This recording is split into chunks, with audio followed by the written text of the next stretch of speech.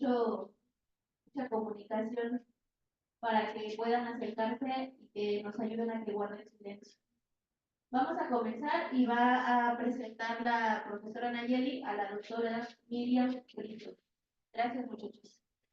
Muchas gracias, chicos. Es nuestro último día antes de que se vayan a vacaciones. Yo celebro mucho y agradezco mucho a la maestra Miriam Brito que nos acompañe el día de hoy en esta plática de Zoom. Perdón, estamos arreglando temas técnicos, ya saben.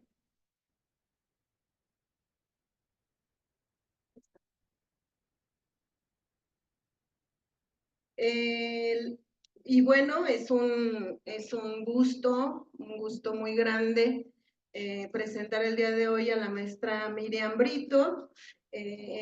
Como ustedes saben, el eje transversal de igualdad de género, pues es un eje transversal que actualmente lleva como programa el cuerpo de orientación de la escuela, y esta actividad pues forma parte de nuestro programa de actividades de ese eje transversal. Esta charla se genera como respuesta a una necesidad de la comunidad, tanto de profesores, profesoras, como de estudiantes, respecto a las dudas que tenemos sobre el uso que tenemos las mujeres de la ropa y la discusión que se ha abierto sobre si mostrar poco o mostrar mucho, o que las mujeres decidan usar cierto tipo de ropa, es que vulnerarles o que ellas mismas se vulneren. Y es sobre ese tema que la maestra Miriam Brito va a profundizar el día de hoy. La maestra Miriam Brito es maestra de grado en filosofía política, es licenciada en sociología por la Universidad Autónoma Metropolitana, se ha especializado en estudios feministas y perspectiva de género. Actualmente es profesora de asignatura en la UNAM, donde imparte género en la Escuela Nacional de Trabajo Social, la universidad como un espacio libre de violencia de género en la Facultad de Química, y la igualdad de género en ingeniería en la Facultad de Ingeniería. También la maestra Miriam Brito es docente del módulo Diversidad Sexual en el diplomado Feminismos, Masculinidades, Diversidad Sexual y Teoría Queer, una aproximación desde las políticas públicas para prevenir violencias en la FES Aragón. Es docente de cursos de actualización a profesores del PAS de la DEGAPA en temas de diversidades y disidencias sexuales, y se encuentra en prensa. Su artículo está por imprimirse, Orientaciones del deseo erótico plurisexuales para un libro colectivo, editado por la Coordinación para la Igualdad de Género de la UNAM. Asimismo, la maestra Miriam Brito es integrante de la Comisión Interna para la Igualdad de Género, el CINIC, de la Escuela Nacional de Trabajo Social. Y bueno, sin más preámbulo, le doy la palabra a la maestra Miriam Brito. Muchas gracias por esta charla el día de hoy. Hola, muy buen día. ¿Cómo están? ¿Me escucho bien? Porque yo lo oigo un poco en rebote, el sonido. No sé si me escuchan bien en el auditorio. Bueno, yo espero que sí. Si nadie dice nada, ok, perfecto. Bueno, pues muchas gracias por su asistencia. Veo que son bastantes. Qué actividad, ¿verdad? Para su último día, cuando ya tienen el cuerpo y la mente en las vacaciones. Entonces, bueno, pues yo intentaré. Es un gran reto lo que me ha pedido Naye que haga, de trabajar con ustedes a distancia este tema. Oigan, bueno, pues lo primero que les quiero compartir es que esta charla es un obsequio para ustedes y para su escuela. Es un obsequio que les estamos dando la maestra Nayeli y yo, con mucho gusto, con mucho cariño y desde nuestras convicciones personales. Es algo que hacemos pues desde donde lo hemos trabajado y lo venimos haciendo desde hace mucho tiempo y ya muchísimos años. Naye como ya lo comentaron, ¿no? Me comentó sobre el debate que tienen en su escuela y la verdad es que yo no voy a entrarle al debate directamente. Mi labor es aportarles elementos para que ustedes sigan debatiendo y sigan hablando y sigan reflexionando mucho. Porque además Naya primero me dijo que iba a ser con profesorado y ahora veo una gran cantidad de estudiantes y entonces eso a mí me requiere pues colocarme desde otro lugar porque pues no es lo mismo, ¿verdad? Y además estudiantes de bachillerato. Entonces, bueno, espero que no se aburran demasiado, de verdad, lo espero con todo mi corazón. Trataré de hacerlo lo más ameno posible y además cortito, ¿no? Que charlaré a lo mucho media hora y pues estaría súper chido que hubiera preguntas, hubiera reflexiones. Ya sé que es bien difícil hablar cuando estamos ahí con toda la banda, ¿no? ¿Qué tal si digo algo que me comprometa? ¿No? Yo sé, pero bueno. Igual podrían implementar, si tiene alguien alguna duda o algo que quiera preguntar, me refiero a ustedes como estudiantes, pues igual pueden sacar un papelito y pasarlo, ¿no? Y que se pregunte de manera anónima. Siéntanse en la confianza de hacerlo en lo que respecta a mí. Yo sé que es difícil. Con mis grupos acá, aunque estamos ya en la universidad, es difícil a veces hablar sobre estos temas porque pues nos da la preocupación, ¿no? De que nos vayamos a decir algo que luego se ha usado en mi contra, que eso casi no pasa en las escuelas, ¿verdad? Para nada, no, eso no sucede. ¿Cómo va a ser?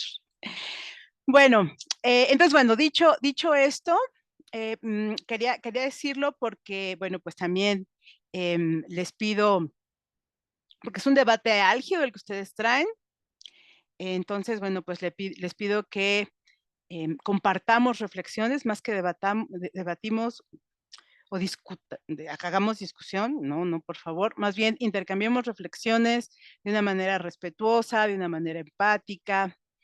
Y a mí me gusta traer un término que seguramente han visto en las redes sociales que se llama la responsabilidad afectiva y van a decir, pero ¿de qué habla esta señora? ¿Cómo que de responsabilidad afectiva aquí?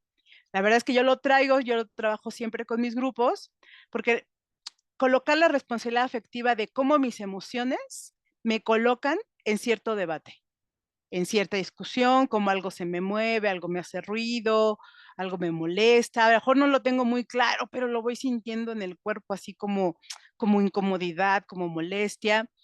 Entonces yo siempre invito a la responsabilidad afectiva de poder entrar en contacto con nuestras emociones y cómo eso hace que nos coloquemos en el intercambio de las ideas, pues de una manera más consciente y más responsable, porque ya lo tenemos por experiencia crearnos, Nayeli y yo y todas las mujeres y también hombres que trabajamos en temas relacionados con género, que las emociones se mueven mucho, pero mucho en estos temas. Ya llevamos bastantes horas de vuelo en esos asuntos. Bueno, hechas todas estas aclaraciones pertinentes, sí, y una última que me parece importante decirles, que también eso lo digo siempre en mis charlas, que cuando se calientan los ánimos, a lo largo de los años, a mí y a muchas otras nos dicen, es que las feministas deberían, es que las feministas, ¿por qué no hacen? Es que las feministas, ¿por qué hicieron?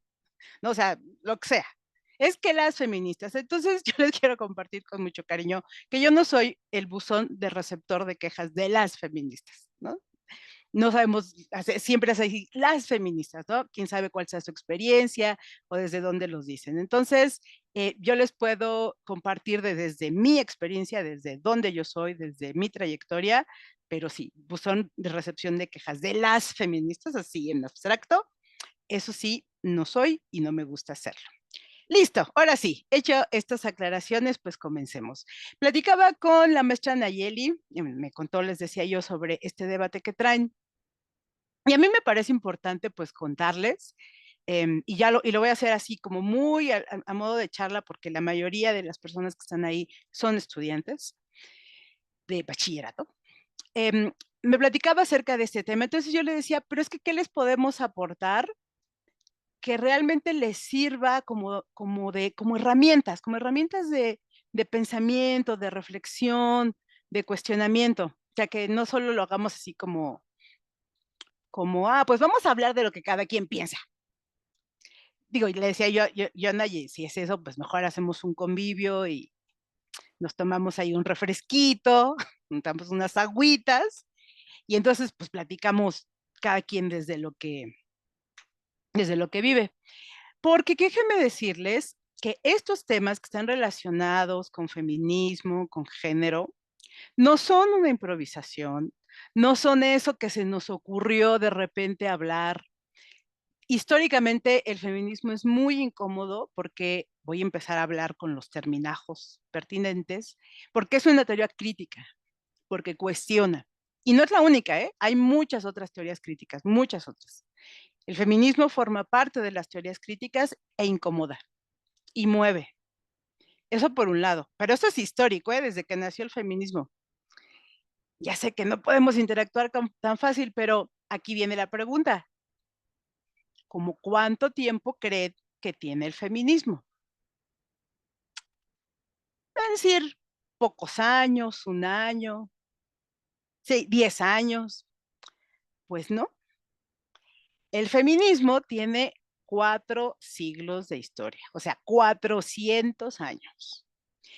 Los primeros registros en los que las mujeres están escribiendo para cuestionar la desigualdad entre hombres y mujeres. A mí me gusta mucho traer el nombre de un texto que se llama justo de la desigualdad entre hombres y mujeres, de una escritora francesa. Mi pronunciación del francés es horrible, ustedes disculparán. Marie de Cournier, que lo escribió en 1623. Ella es francesa. Entonces, por eso a mí me gusta decir de esto que vamos, o sea, no estamos hablando de cualquier cosa, el feminismo no es eso que ustedes ven en las redes sociales. El feminismo tiene una historia muy larga, nace primero como un movimiento político, como una ética crítica, una ética política que está cuestionando la desigualdad entre hombres y mujeres, y que además tiene una producción enorme. En esos, imagínense en todo lo que cabe en 4 siglos. Un montón, ¿cierto? Pero ya como teoría, o sea, como esto que hacemos aquí, que hablamos de perspectiva de género, de teoría feminista, esa tiene más o menos 80 años, más o menos. Otra francesa, bien productivas las francesas, la neta, bien geniales, digo, no solo ellas, todas, pero son las marcas ahí que tenemos.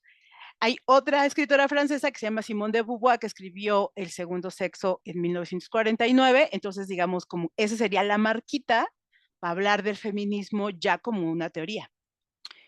Y luego creamos la categoría, ay sí creamos, yo vine acá, crearon la categoría de género en los años 70 como una herramienta de análisis. Todo esto se los cuento para decirles que cuando hablamos de estos temas, o cuando hablemos de estos temas, además de lo que sentimos y pensamos, pues es importante informarnos, ¿no? Es importante justo tener esta capacidad de cuestionamiento y de crítica, que es, creo que es un deber ético de quienes damos clase, de quienes somos profesoras o profesores, fomentárselos a ustedes estudiantes.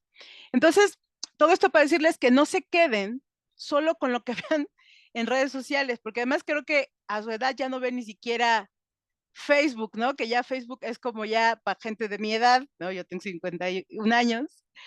Si ustedes ya ven otras redes sociales, ¿no? TikTok y creo que Instagram, tal vez, ¿no? No lo sé.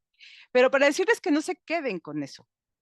También el problema es que en las escuelas no generan estos contenidos. Ahora un poquito más, de decirles, como ustedes escucharon, acá en la UNAM ya vamos la neta es que si me voy a adornar, si vamos a la vanguardia, ¿no? Si vamos a la vanguardia, porque aquí ya hay asignaturas sobre diversas materias relacionadas con el género de manera obligatoria. Y tenemos políticas institucionales, todavía está faltando mucho que hacer, pero ahí vamos.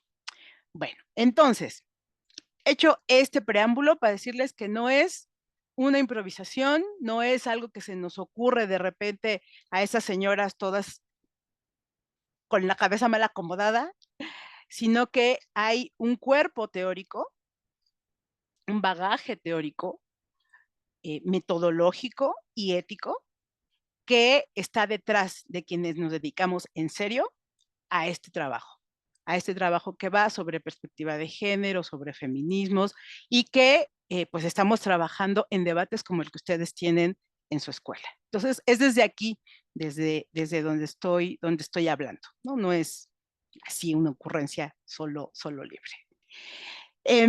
Me decía Naye, es que no sé si sería pertinente como poner tantas cuestiones teóricas sobre la mesa y le decían, no, claro, no va a ser una clase teórica, no, qué barbaridad, menos en un día antes de irnos de vacaciones, así de, ay, no, por favor.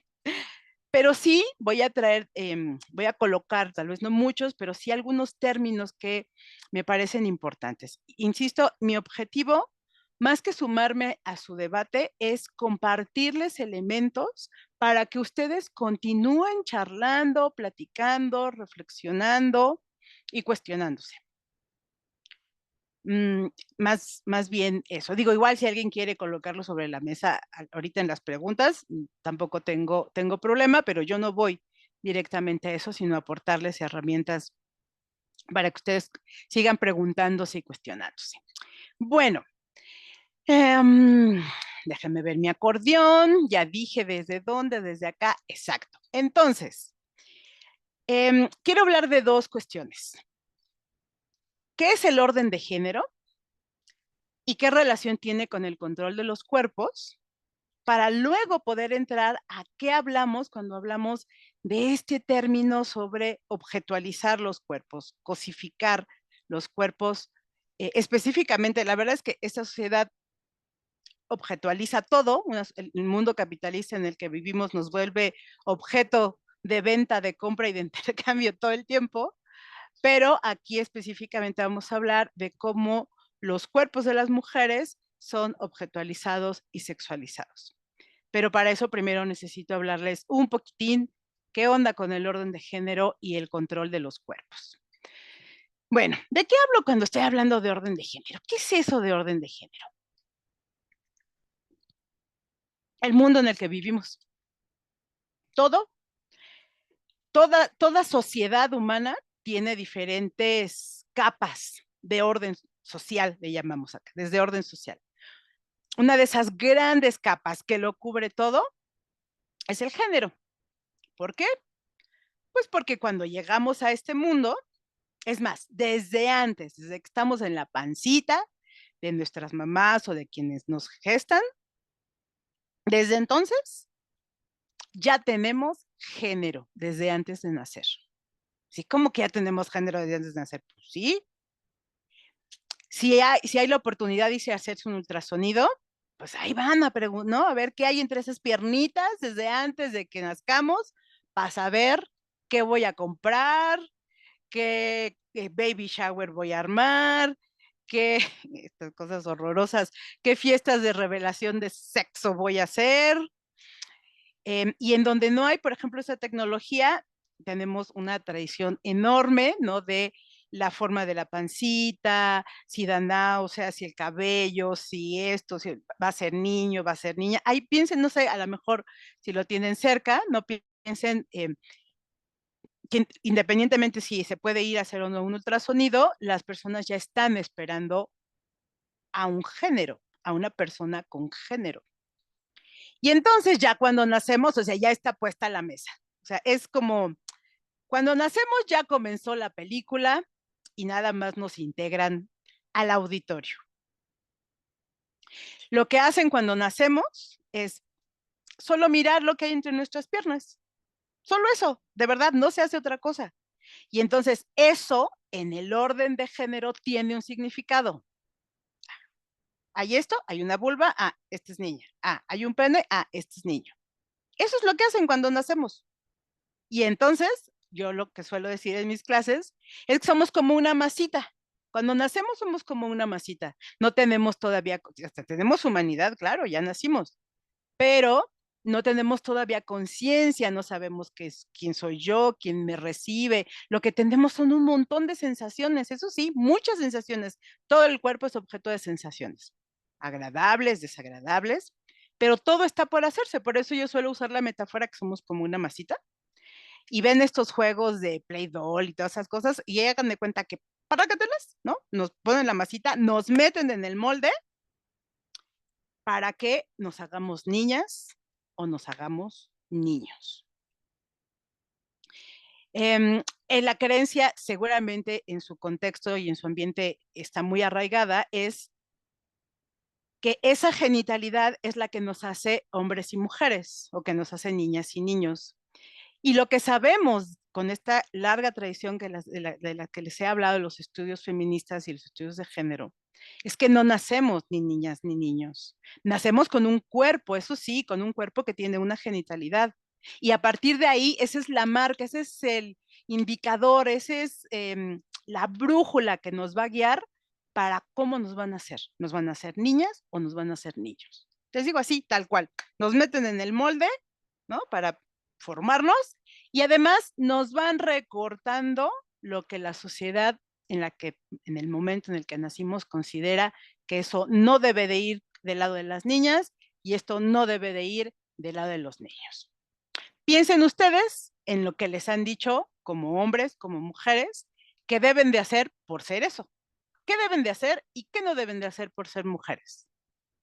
¿Qué deben de hacer y qué no deben de hacer por ser hombres? Hagan su lista mental. ¿Qué me han dicho que debo hacer? ¿Qué me han dicho que no debo hacer?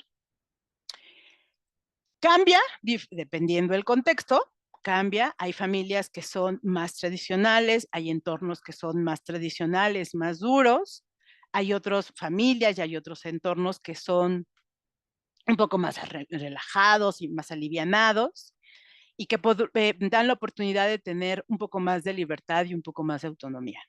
Hay otros que no, ¿no? Que son muy estrictos en cómo debe ser una mujer y cómo debe ser un hombre.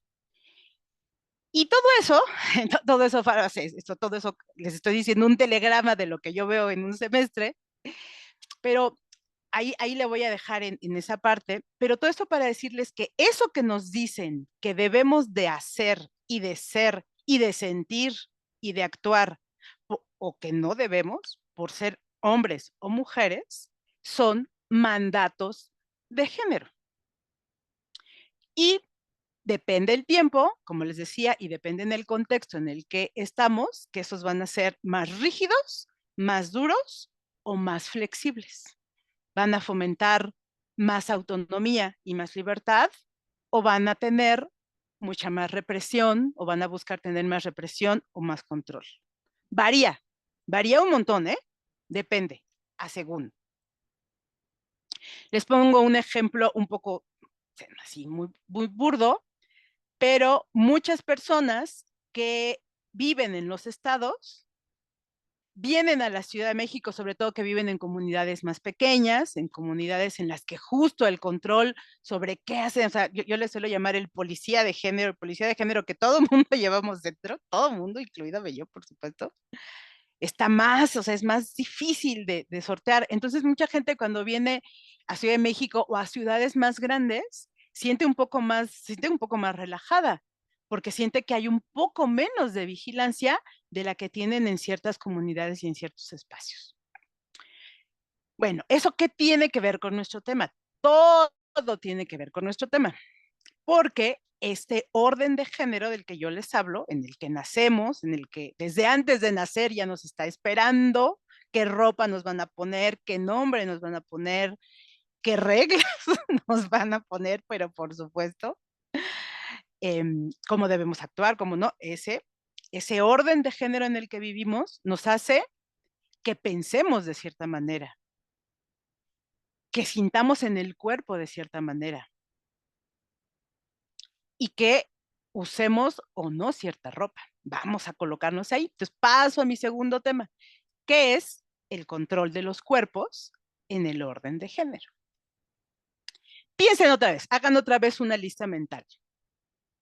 Respecto a la ropa, ¿qué les gusta usar? ¿Y qué de eso que les gusta usar? En que hombres y mujeres, ahorita aquí estoy hablando para hombres y para mujeres, ¿qué pueden usar y qué no pueden usar?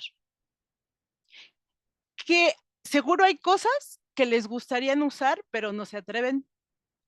porque su contexto, su familia, la escuela, que además en bachillerato siempre es tan difícil esa parte, hay mucho control, hay mucha vigilancia de cómo vestimos y de qué hacemos y de cómo hablamos y de cómo nos expresamos y de que tenemos que ser delgadas y que los hombres tienen que ser fuertes y varoniles, o sea, todas esas cosas, ay, nada más de pensarlo me estreso.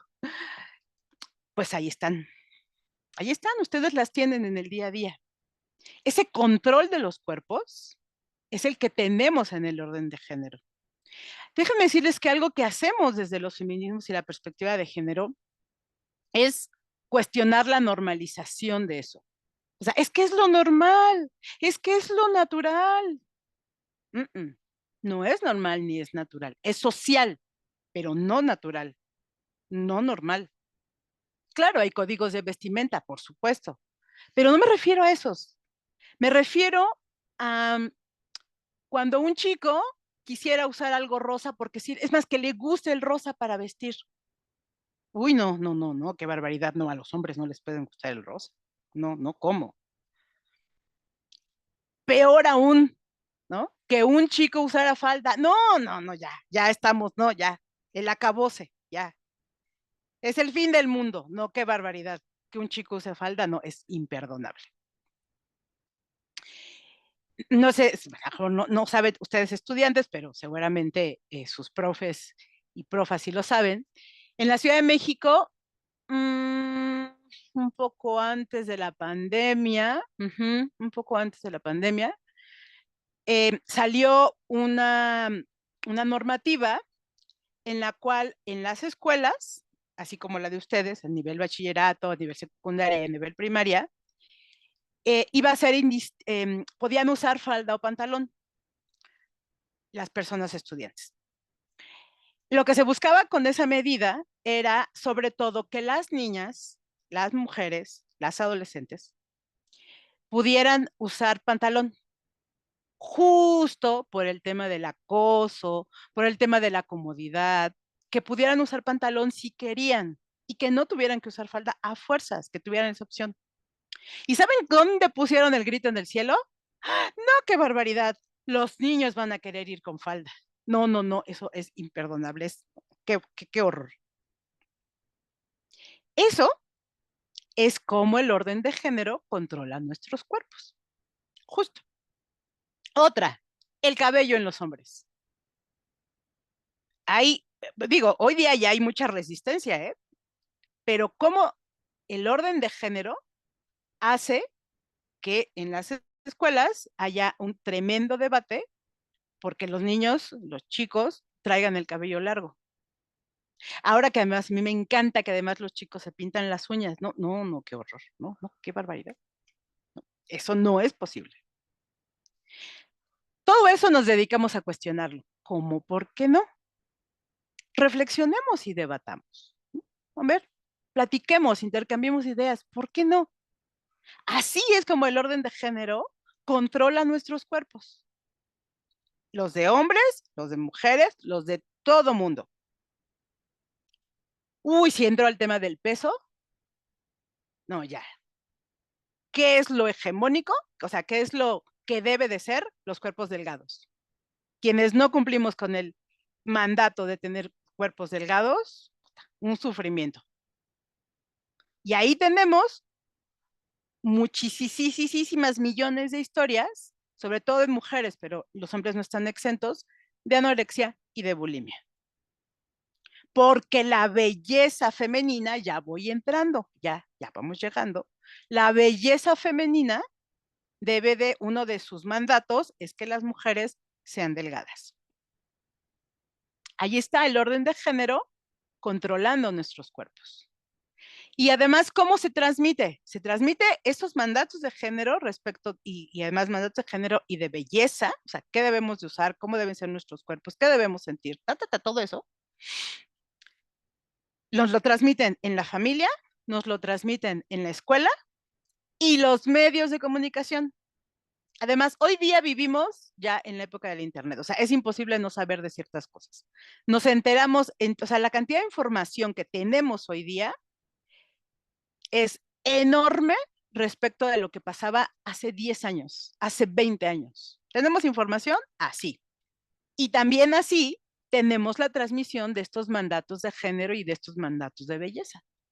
Igualitito. Y ahí están todo el tiempo bombardeando cuál es el modelo de una mujer bella y cuál es el modelo de un hombre atractivo. Películas, series, todas las redes sociales, todo está lleno de eso. Y la primera cuestión, ahorita que ya vamos a pasar al tema del cuerpo de las mujeres específicamente, pero antes de eso quisiera dejarles una pregunta. ¿Nos hace felices?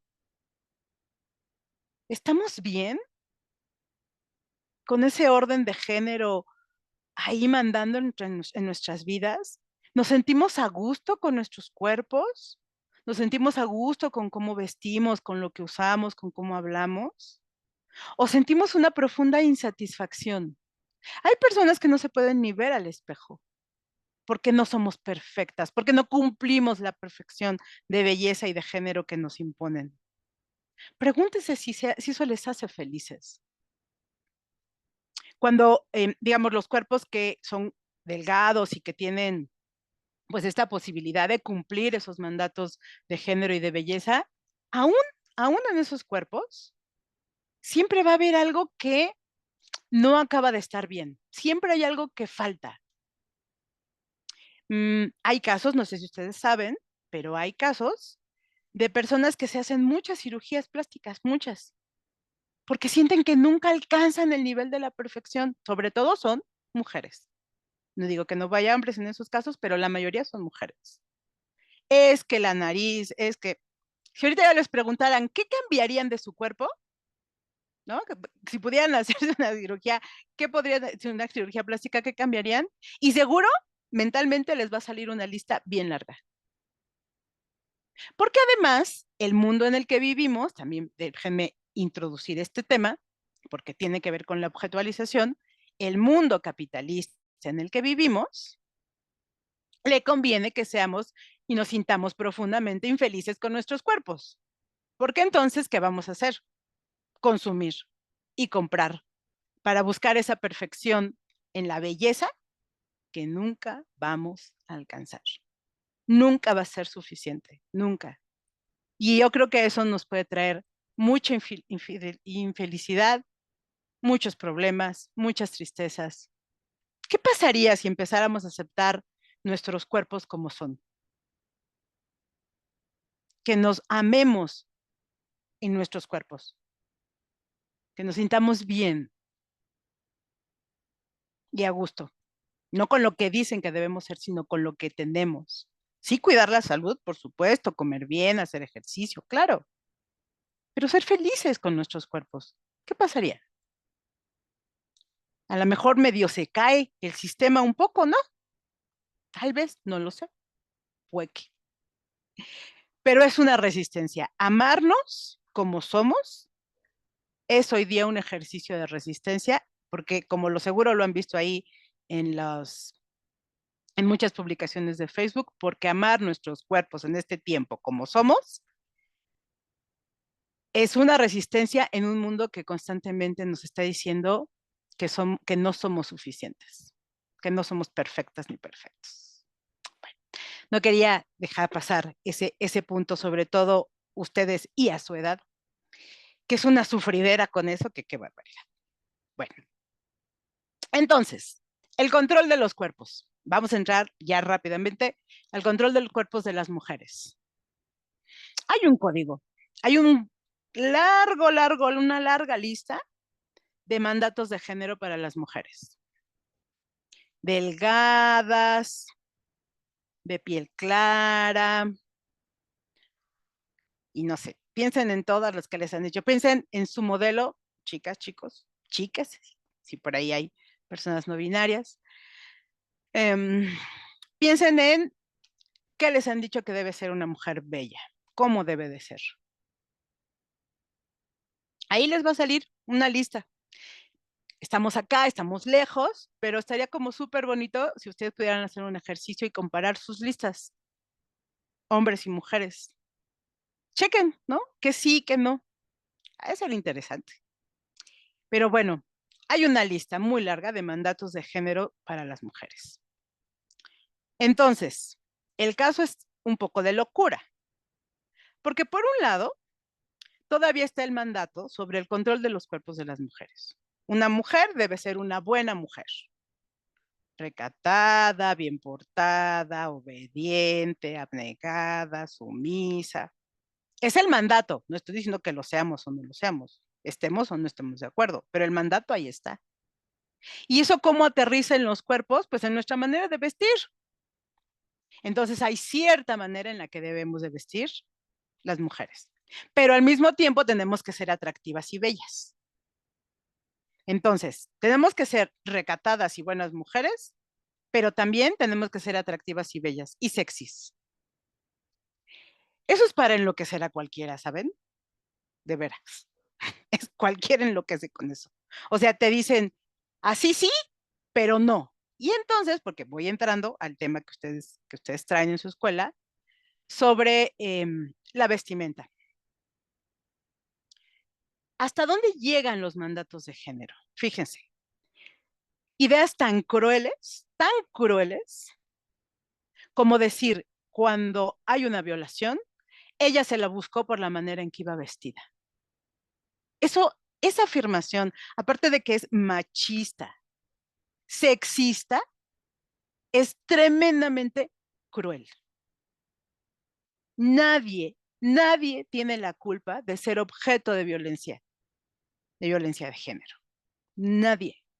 Nada lo justifica, absolutamente nada justifica violentar a alguien por su apariencia, ni por ningún otro motivo. Nadie. Pero eso dicen, y todavía se dice. Es que las mujeres están haciendo, o sea, que cuando se hacen las tomas y se hacen las pintas, ¿por qué no van y denuncian? Como si fuera tan fácil denunciar, porque lo primero que van a cuestionarnos es nosotras qué hicimos. ¿Cómo iba? O sea, la primera pregunta va a ser, ¿cómo ibas vestida y dónde estabas? ¿Y qué estabas haciendo y con quién estabas? Esa es la primera pregunta. Casi siempre, en cualquier lugar, sea la escuela, el ministerio público, en donde sea, esas son las primeras preguntas. Pero una de las primeras es, ¿cómo ibas vestida? Y la verdad es que no tiene nada que ver. Ese es el prejuicio que necesitamos romper.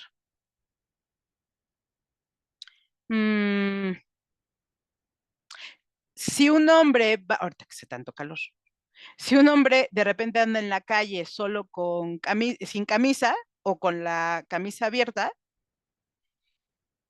no está haciendo una invitación a que lo acosen o a que lo violen, ¿cierto? Y entonces, si lo hace una mujer, ¿por qué sí? ¿Por qué sí es leída, es interpretado ese acto como que las mujeres están buscando comillas que les falten al respeto? ¿Por qué sí? ¿Por qué será? Pregúntense eso.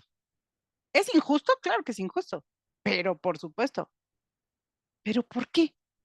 ¿Por qué esa desigualdad en los cuerpos? Por el orden de género. Y aquí ya voy a meter el siguiente elemento, la sexualización. Los cuerpos de las mujeres son objeto de profunda sexualización.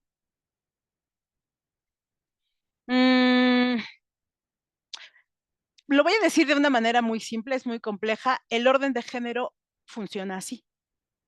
Todo aquello que asociamos con la feminidad está también asociado a la sexualización, no tanto lo que está asociado a la masculinidad.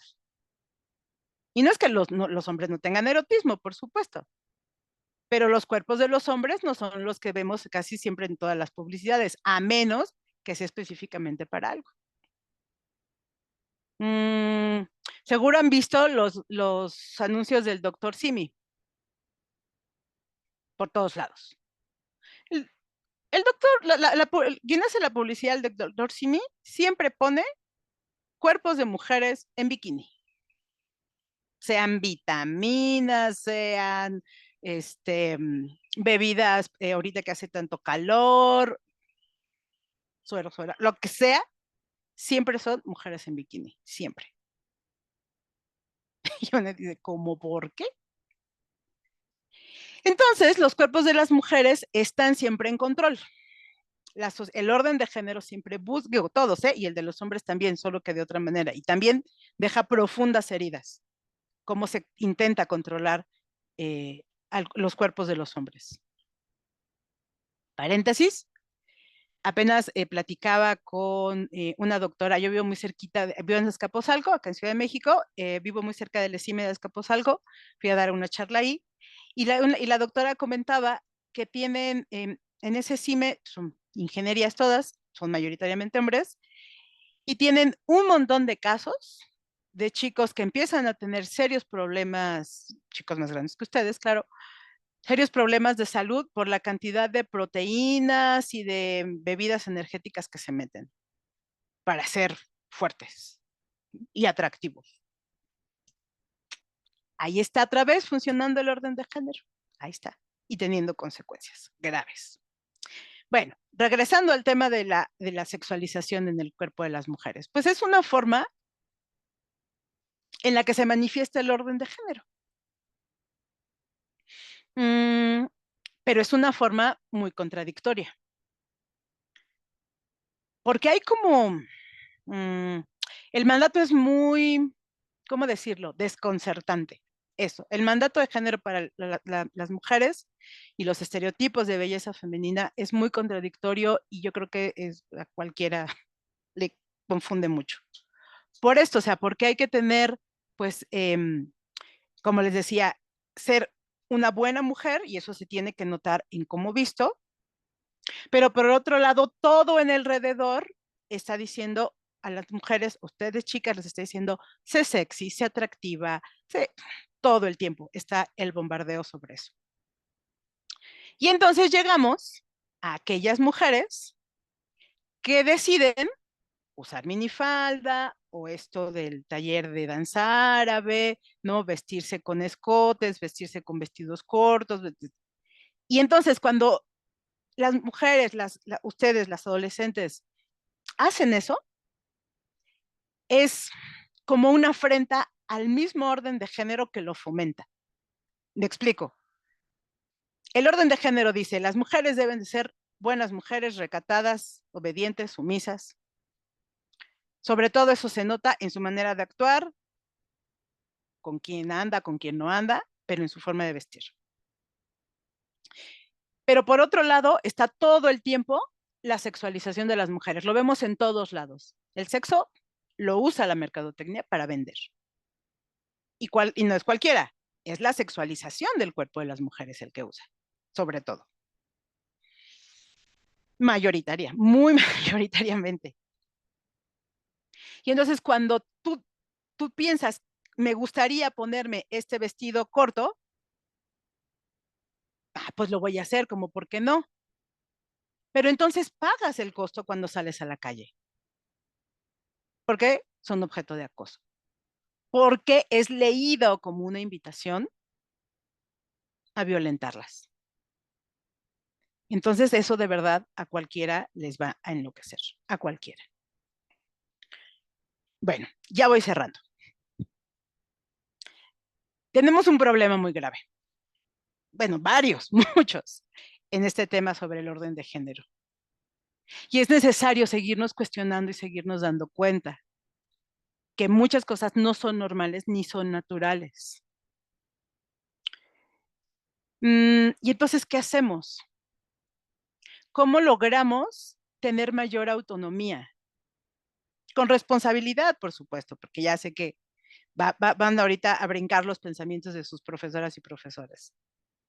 ¿Cómo hacemos para fomentar que tengamos más autonomía sin dejar de lado la responsabilidad? Pero antes que la responsabilidad social, es la responsabilidad conmigo misma. Se llama autocuidado. ¿Ok?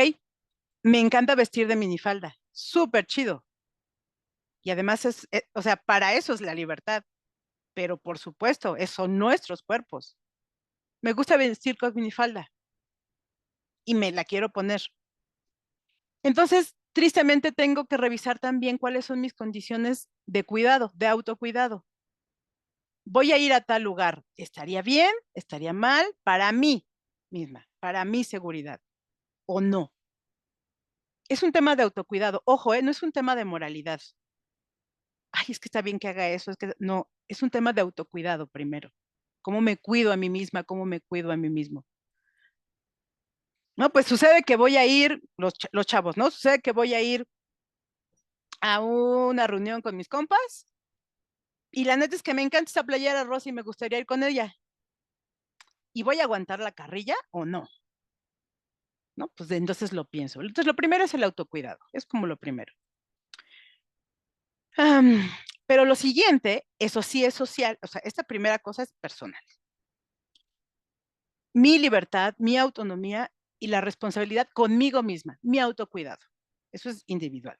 Pero lo que sigue es lo social, lo grupal. Es importante que nos demos cuenta del policía de género que tenemos en nosotras y en nosotros. Todo el tiempo estamos vigilando cómo la otra, como el otro, le otre, viste. ¿Qué usó? ¿Qué no usó? ¿Qué sí, ¿qué sí no? ¿Qué por qué? Si hay alguna chica a la que le encanta usar minifalda todo el tiempo, pues es su cuerpo, es su derecho.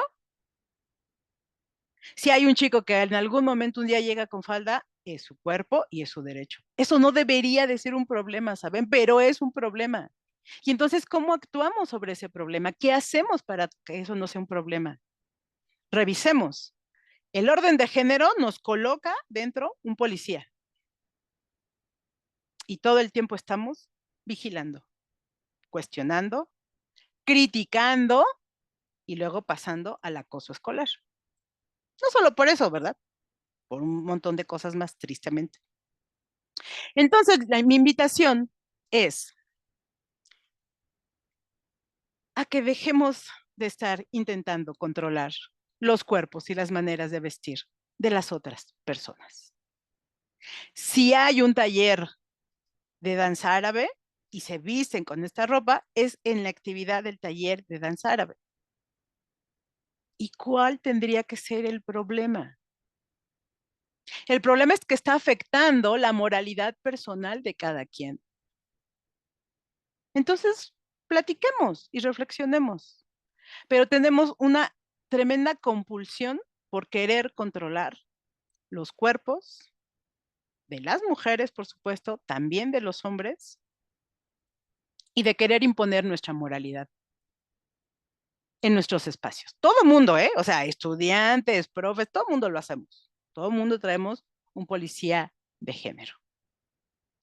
Pero en la edad en la que ustedes tienen, ustedes ya tienen una gran posibilidad de autonomía, de libertad, pero que la tienen que conjugar, o sea, va junto con pegado, no va una por un lado, va junto con pegado, con la responsabilidad personal, con el autocuidado y con la responsabilidad social de mi grupo, de mi entorno. Básicamente, no violentar, evitar violentar. Bueno, pues hasta aquí le dejaría. No sé, seguramente habrá preguntas, ideas, intercambios, estaría súper chidos. Ya sé que como estudiantes nos da pena, les digo, pueden así escribirlo en una hoja de su cuaderno y se lo pasan a quien está ahí.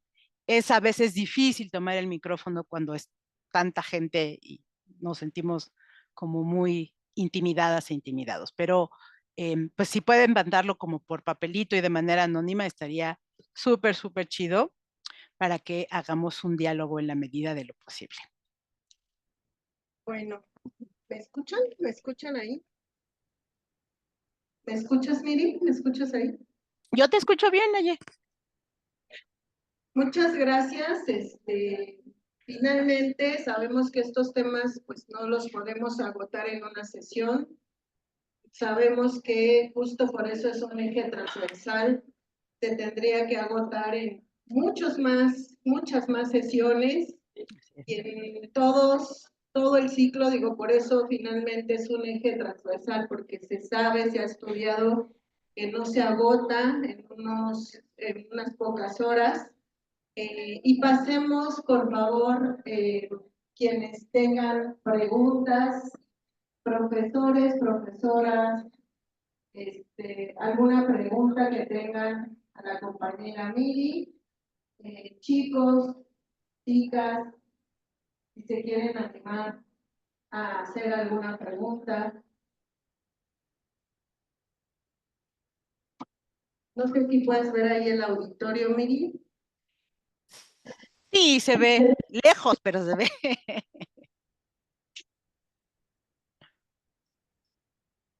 ¿Hay alguna pregunta en el auditorio?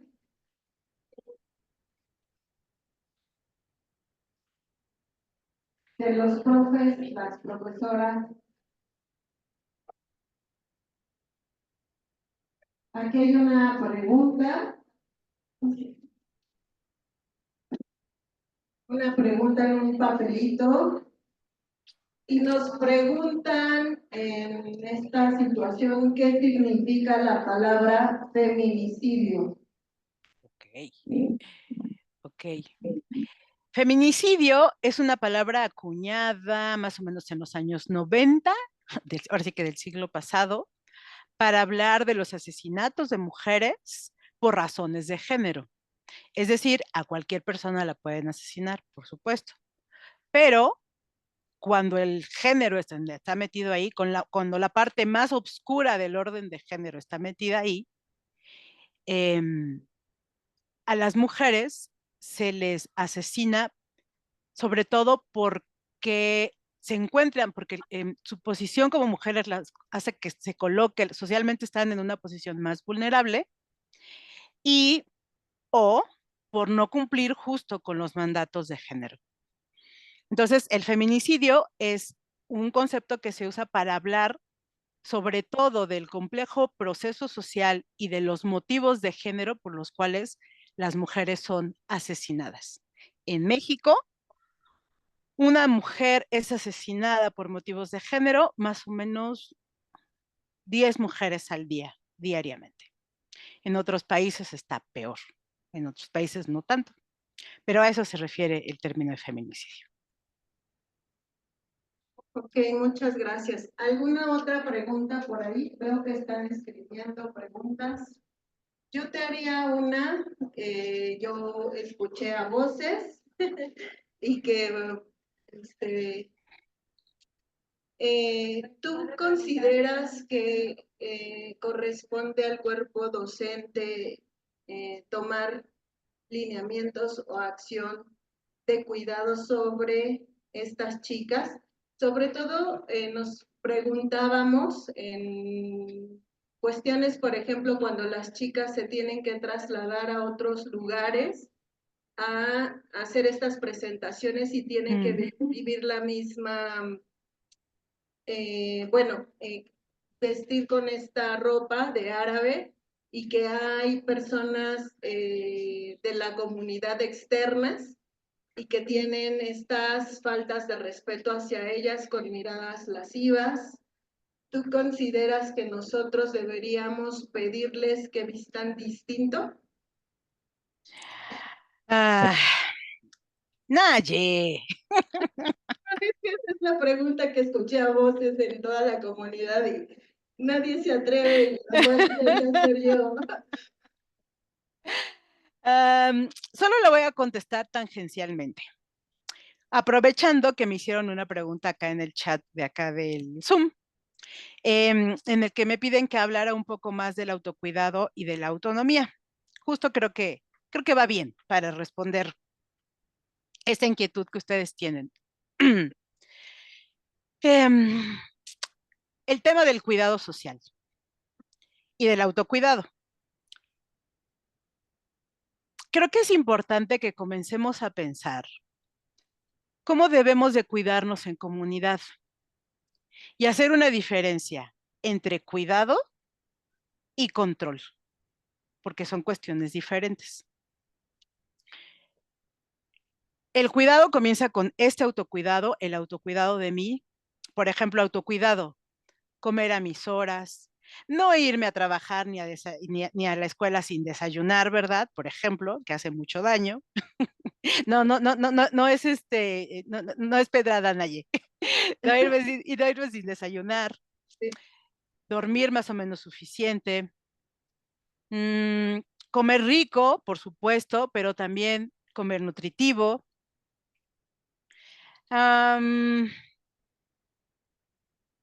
Estas cuestiones que forman parte de mi autocuidado para que yo esté bien. Pero estas otras como las que les comentaba, ¿no? Nos vamos de fiesta.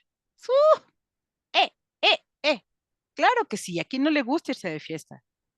Pero hay una parte ahí en que el disfrute, hagan de cuenta que va como una planadora así, ¡pruf! Pasa sobre el autocuidado. Entonces, no es un tema de moralidad. Ay, es que las mujeres se ven muy mal cuando beben. No, no es un tema de moralidad. Es un tema de autocuidado, de cuidarnos. De que o sea, si voy con un grupo de amigas y de amigos o de personas que de verdad son de mi confianza, bueno, entonces sé que voy a estar segura. Pero si no estoy segura de estar segura, entonces, pues sí, la neta es que sí le bajo a la cantidad de alcohol que me meto. Si no estoy seguro. ¿Cuántas historias sabemos que están ahí y que han pasado por el tema del alcohol o de las drogas? No por un tema moral, por un tema justo de falta de cuidado, autocuidado y cuidado social. Paso a un ejemplo de cuidado social también. Cuando vemos acoso en el transporte o en la calle y volteamos para otro lado. No es nuestra bronca, no es nuestro problema, no me voy a meter en rollos. Eso es distinto al tema del control. Tú deberías de ser así, tú no debiste haberte vestido de ella, tú porque estás saliendo con él, tú es que tú también te pasas, es que tú por qué tomas tanto, y así, ¿no? Y vienen todos los regaños y los regaños y los regaños y los regaños. Es muy diferente el cuidado social, el autocuidado y el cuidado social al control y a la represión. Son elementos distintos. Parece que no, pero sí. Y justo cómo hacemos para fortalecer una autonomía en nuestros estudiantes que tenga el elemento del autocuidado y del cuidado social, del cuidado de grupo. Y con eso, por eso les digo, respondo tangencialmente esa inquietud de la que ustedes tienen. ¿Cómo fomentar comunitariamente en su escuela el cuidado del grupo que baila danza árabe? ¿Cómo cuidarles grupalmente, colectivamente, para que puedan seguir haciendo sus presentaciones? No regañarlas, no decirles, es que tú no deberías de vestir así, o sea, no sé, o sea, mi pregunta es, ¿salen de su casa vestidas así y regresan a su casa vestidas así? No lo creo. Digo, y si lo hicieran, no tendría que ser un problema, pero bueno, no lo creo. ¿Cómo hacemos para fomentar la idea? A ver, piénsele, porque yo no tengo la respuesta. La respuesta es colectiva. ¿Cómo le hacemos para que cuando alguna mujer viste de manera que atenta contra la idea de las buenas costumbres y cómo debe ser una buena mujer y todo eso, no sea objeto de violencia? O sea, un cuerpo con poca ropa, básicamente los de las mujeres, no es una invitación a nada, menos ahorita que está haciendo tanto calor, por ejemplo. Tenemos que revisar nuestra moralidad personal, tenemos que revisar el policía de género que llevamos dentro. Entonces, es muy diferente a, no, es que tú tienes la culpa porque te vistes así, ¿para qué te vistes así? A cómo hacemos para cuidarlas colectivamente. Es bien diferente. Esa sería mi respuesta. Claro, con la opinión también de ellas, ¿verdad? Pero por supuesto. Sí, muchas gracias, Miri. La siguiente pregunta que tengo aquí en el papelito es, ¿cómo se llamaba antes o cómo conocían al feminicidio? Antes de que se le llamara feminicidio. Crímenes pasionales. Así se les Crímenes decía. pasionales. Así se les decía, es que fue un crimen pasional, pues es que la mató porque lo encontró con otro. No, pues claro, tenía el derecho de matarla, ¿no? No, es que la vio coqueteando y pues claro, la mató. Así de salvaje y horrible han sido las ideas, el lado más oscuro del orden de género. Se le llamaba crimen pasional, antes que Muchas feminicidio. gracias. El siguiente que tengo es, ¿por qué el 8 de marzo no es de felicitar a las mujeres? Es una muy bonita pregunta. Porque el 8 de marzo surge de una historia para cuestionar la desigualdad entre hombres y mujeres, para cuestionar la violencia hacia las mujeres. Y eso no significa que no nos importen los hombres. Claro que nos importan. Ya está, más o menos, se está fomentando el Día del Hombre, ¿no? Por ejemplo. Y eso está súper, yo no tengo un problema con eso, está súper chido. Que los hombres trabajen, ¿no? En lo que les afecta y en lo que les mueve como hombres. Entonces, el 8 de marzo surge, más o menos, una de las historias es que en los Estados Unidos, un grupo de obreras que estaba, pues estaba en huelga y estaba luchando porque tuvieran jornadas, no solo jornadas más reducidas, sino que hubiera condiciones laborales más humanas. O sea, imagínense si ahorita vivimos en un capitalismo que es bien salvaje. Imagínense el siglo pasado.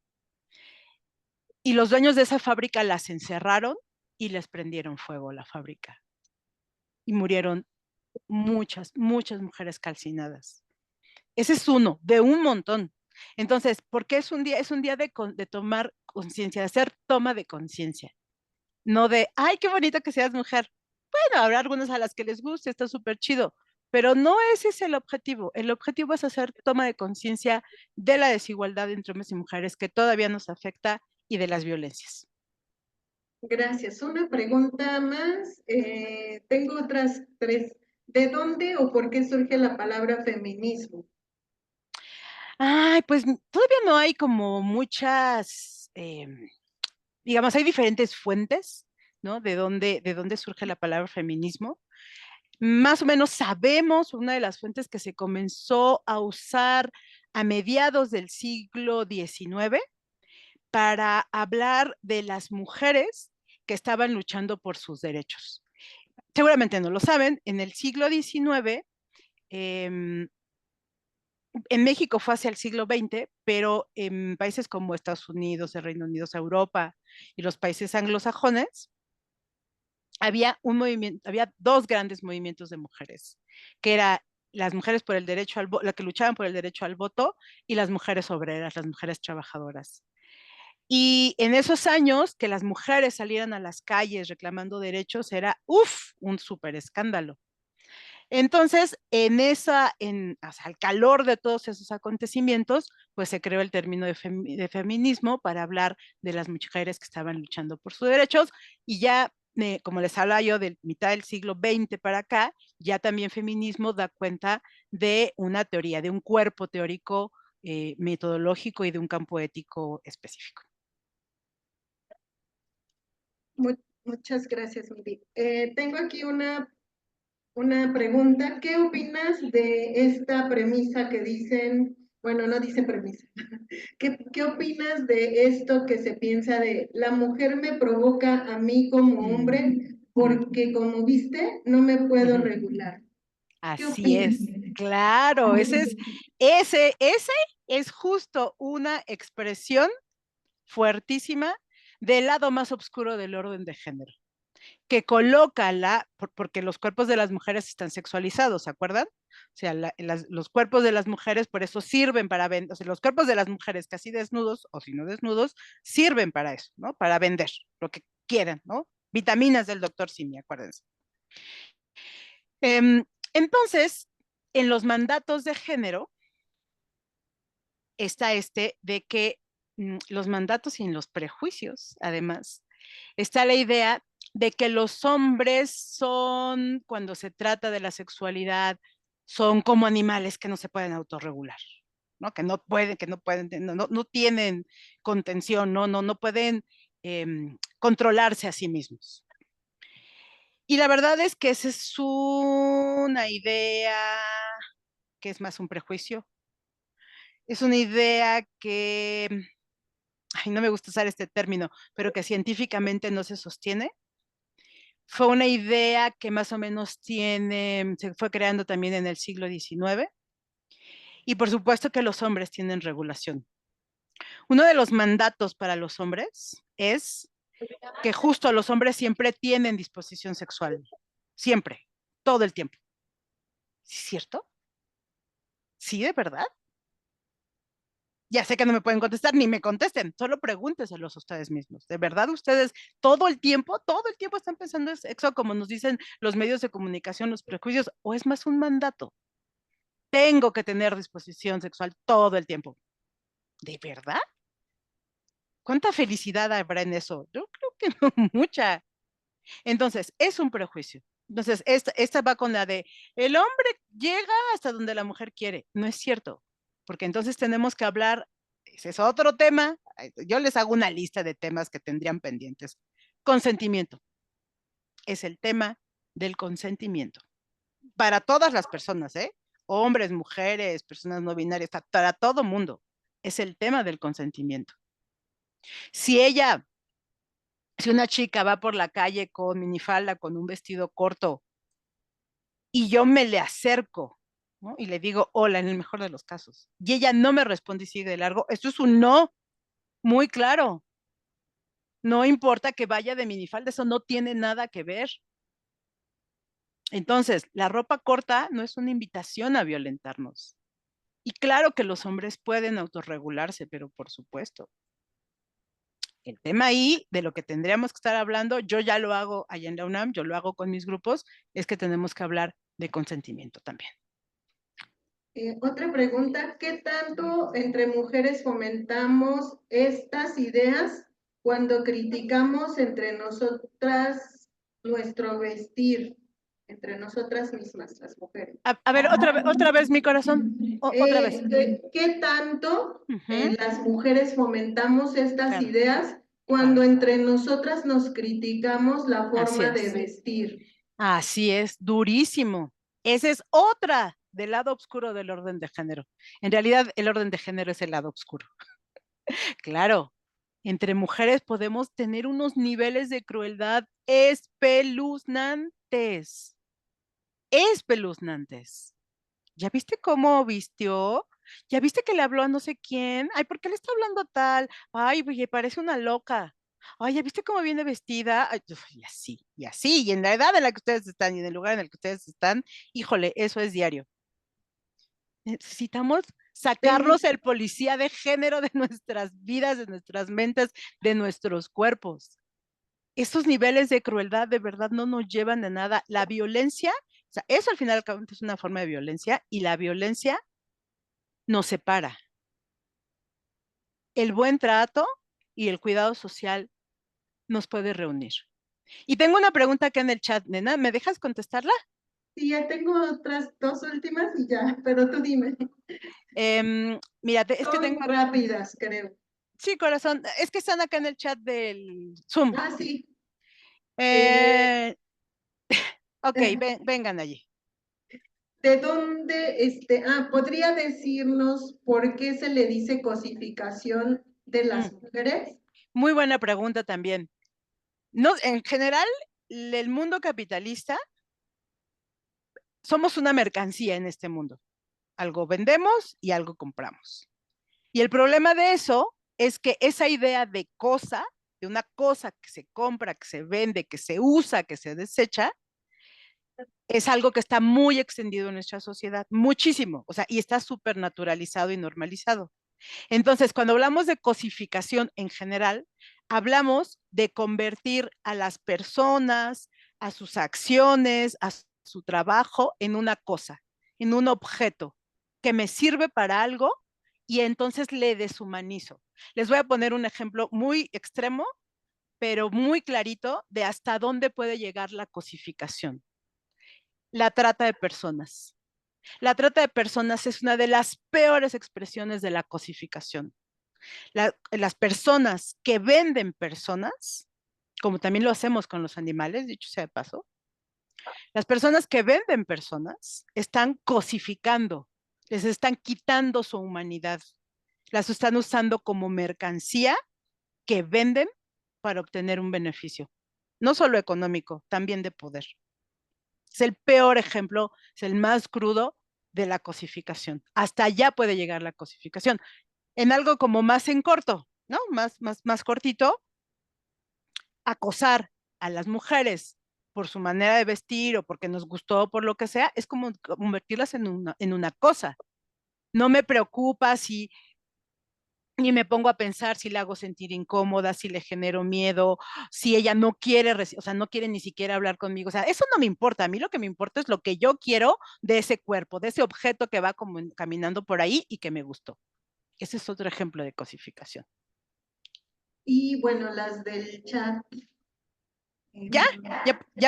¿Ya pasamos a las del chat? Ok. Y te cierro con una que tengo aquí, que es la misma, pero yo creo que es la de cierre, la que tengo acá. Ok. Entonces, acá me preguntan en el chat que en la actualidad en su escuela, eso me da muchísimo gusto saber, que las personas estudiantes tienen más perspectiva de género que algunos profesoras y profesores, y que alguna recomendación de cómo podemos transformar eso. Ah, les tengo una mala noticia. Tienen que pagar cursos, tienen que llevarles cursos y formación. No hay de otra. O no funcionan mucho, pero es algo. La violación no. No le. O sea, En la cultura. ¿Qué es la cultura de la violación? creo que está abierto su micrófono, Naye, el de auditorio. Sí, es que me pasaron otro papelito. Ok. ¿Qué les decía? Sí, pues que hay que pagar formación en género a las personas docentes, y no cómo. Acá en la UNAM, tenemos una ofertísima, pero claro, es para la gente de la UNAM. Pero lo que sí tiene la UNAM, y seguramente lo tiene otras universidades, les digo, no tienen el mismo efecto que un curso dirigido, especializado, pero pueden buscar los de Coursera, que ha hecho la UNAM, que son gratuitos si no quieren la constancia, ¿no? Ustedes se registran y hay varios sobre violencia de género, perspectiva de género. También la UNAM, la SIGU, la Coordinación para la Igualdad de Género de la UNAM, que es la entidad rectora sobre perspectiva de género, tiene también algunos cursos gratuitos. Si Naye me acuerda, se los paso a Naye para que se los pase. Pero lo ideal sería, pues, que comiencen a darles formación en perspectiva de género a su profesorado. No hay de otra. No hay de otra. Estas charlas ayudan como a colocar algunos temas, pero de fondo lo sabemos Nayi y yo muchísimo, tenemos que trabajar atravesando el cuerpo. O sea, la gente tiene que colocar ahí no solo lo teórico y lo metodológico y lo ético, sino también lo emocional. Y eso solo se logra en cursos especializados, porque si no, la gente nos puede recitar, la perspectiva de género es, y la violencia de género es, y tal, pero si no le atraviesa en un aprendizaje significativo, la verdad es que no funciona. Y la otra es que, ¿qué piensa de que si una persona que no me gusta me piropea es acoso, pero si sí me gusta es halago? Sí, esta es una creencia también muy extendida y nos regresa al tema del consentimiento. El consentimiento lo es todo, todo. Pero la apariencia es esa, que si la creencia es que si me tira un piropo un hombre guapísimo, ¿no? El que quieran, piensen el que quieran, entonces le diría que sí, ¿no? No, bueno, sí. Si uno de los actores que me gustan mucho, ¿saben? A mí me gustan un montón los doramas. Es mi gusto culposo, me encantan los doramas. No me gustan tanto los chicos de K-pop, están muy chiquitos, sino ya los actores acá, ¿no? En sus 40, 50. Entonces, no sé si Lee Jong-gi, ¿no? Me lo encontrara en la calle y me piropeara, no, claro, no, yo caigo rendida a sus pies. Eso es una fantasía. Eso no es real. Claro que no. Eso es solo una fantasía para justificar el tema del acoso. Si alguien, no importa la apariencia que tenga socialmente, me gusta y le acepto, y si no, no. Pero hay una parte que o sea, todos los piropos, todos, son un ejercicio de poder, porque son palabras que nos dicen que no están solicitadas. De nuevo, somos un objeto caminando que le gustó a alguien y entonces siente que porque le gustó tiene el derecho de piropearme, comillas. El consentimiento lo es todo. Listo. Gracias, y ya para cerrar, si puedes decir qué es esto de la cultura de la violación. Y te digo de una vez la otra para cerrar, que son dos, de un chico y una chica, que nos, que nos dice, solo para cerrar, qué libros y autoras nos recomienda sobre acoso, violencia, cuestiones de género, para conocer más del tema. Ya son las últimas y cerramos. Muchas gracias. Lo de libros y así como los enlaces a los cursos gratuitos de la UNAM, debe haber más, pero bueno, yo trabajo en la UNAM, no sé si, seguramente las universidades de los estados, la propia UAM debe tener. Pero ¡claro! Tu favorito que te abrió mucho la mente sobre este tema, que dices... Pero espérame, es que todavía no acabo. Espérame, Naye. Eso, más los libros, más los enlaces, te los paso a ti, Naye, para que se los compartas. Ok, sí. ¿Vale? No hay uno, ¿no? Es que hay muchos. No, ahorita me agarras descolocada. Mejor te paso un montón de bibliografía para que la compartas, ¿ok?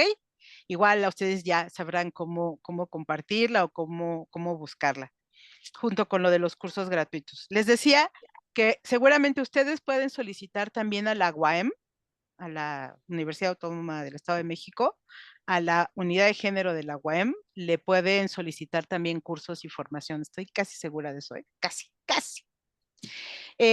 Ahora sí. De la cultura de la violación.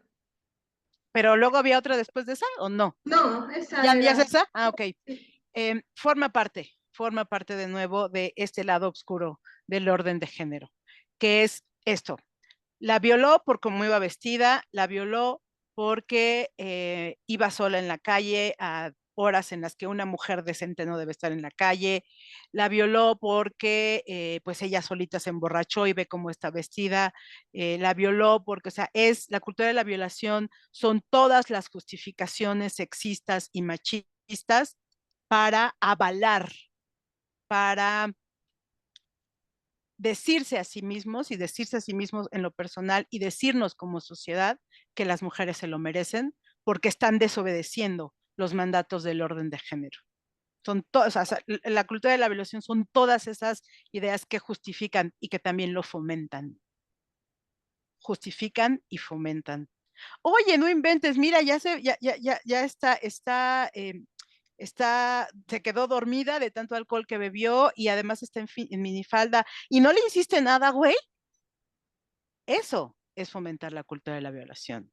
Pasarse el pack, pasarse las fotos que sin consentimiento y videos, eso es fomentar la cultura de la violación. La pornografía es cultura de la violación. No es un tema moral, es un tema ético. Es fomentar la cultura de la violación. Todo eso es cultura de la violación. ¿Y cómo lo desactivamos? Socialmente es imposible, pero sí podemos comenzar con nosotras mismas, con nosotros mismos, con nosotras mismas, en mis espacios, en mi familia, en mi pareja, en mi entorno, con mis amigos, mis compas, mis amigas, en la escuela. Desde ahí se va fomentando cambiarlo y transformarlo. Esa es la oportunidad de tener vidas con más bienestar y con más felicidad. Expulsen de su ser al policía de género moralista y moralino que todo el mundo llevamos dentro. Esa sería mi invitación. Muchísimas gracias. Con esto cerramos. Por favor, les pido un fuerte aplauso para maestra Miriam. Te agradezco de verdad de todo corazón que nos hayas regalado esta plática. La verdad es que aquí el cuerpo de docentes, y le agradezco a las compañeras orientadoras, al cuerpo de orientación, que pues me ayudaron a coordinar y hacer posible esta plática, que era uno de nuestros compromisos como cuerpo de orientación concretar. Muchas gracias, maestra Marisol Bravo y Marisol Ramírez. Enia, muchas gracias por ayudarme a coordinar. Un abrazo muy grande, Miri, de verdad. Muchas gracias por abrir esta plática, este tema tan complicado el día de hoy. Muchas gracias, Miri. Un gusto, mi bonita. Estamos en contacto pronto.